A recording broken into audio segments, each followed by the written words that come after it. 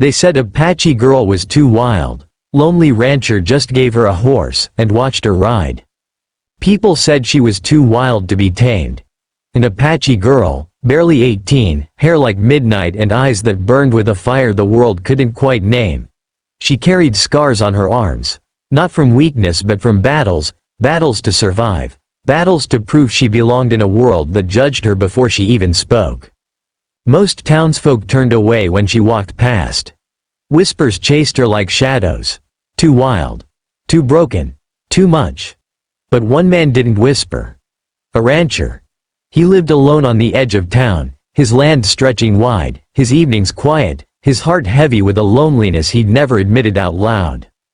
One morning, when the girl wandered near his fence line, he didn't chase her off like the others had. Instead, he pointed toward the barn. "There's a horse in there," he said simply. "She's stubborn. Like you. Try her." She thought it was a trick at first. People had mocked her before, given her scraps only to laugh when she reached for them. But when she stepped inside, she saw the animal, tall, fierce, and restless, stomping against the stall. The rancher handed her the reins. No instructions. No warnings. Just trust. The moment she swung onto the horse's back, something inside her cracked wide open. The wind tangled her hair, her laughter broke free, and for the first time in years, she wasn't too wild. She was exactly who she was meant to be. And the lonely rancher, he didn't stop her, didn't tell her to slow down. He just leaned on the fence and watched her ride, a smile tugging at the corner of his weathered face.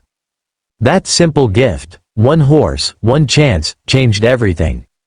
Now, in another part of the world, far away from dusty trails and desert winds, a billionaire woman arrived back at her sprawling glass mansion after a long business trip. She was used to silence greeting her, clean floors, staff waiting politely, everything polished to perfection. But that day was different. As her car rolled up the driveway, she heard laughter. Not staged, not polite. Pure, childlike laughter. She walked inside and froze. There, in the backyard, her young son was splashing in a makeshift water tube, the garden hose spraying arcs of sunlight. Beside him, laughing just as hard, was the janitor. His old shirt was soaked, his shoes left carelessly by the door. They weren't supposed to be playing. They weren't supposed to be equals. Yet here they were, sharing joy like it was the most natural thing in the world. At first, she bristled. What would people say if they saw a billionaire's son playing with a janitor? But then her son looked up at her, water dripping down his cheeks, and shouted with a grin, "Mom, he showed me how to make a river." And in that moment, something in her heart shifted. She saw what her money had blinded her to. Her child didn't care about titles, didn't care about bank accounts. He cared about kindness. He cared about connection. She didn't scold. She didn't send the janitor away. Instead, she slipped off her shoes, walked barefoot across the wet grass, and joined them. The billionaire, the janitor, and the boy, three souls laughing together under the summer sky. What do these two moments, an Apache girl on a horse and a billionaire woman in her backyard, have in common? Both are stories of kindness given without expectation. A lonely rancher who saw potential instead of trouble. A janitor who gave his time instead of distance.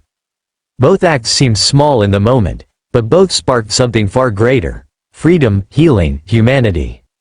The Apache girl, once called too wild, would go on to help train horses for other children, teaching them that their wildness wasn't a curse but a gift. The billionaire woman, once obsessed with walls and appearances, began opening her home for neighborhood kids, letting laughter replace silence. Because sometimes, the simplest acts of compassion, a horse, a garden hose, a willingness to see another human being, can ripple through lives in ways we can't imagine. And maybe that's the message we all need to remember. Kindness doesn't ask for wealth, power, or perfection.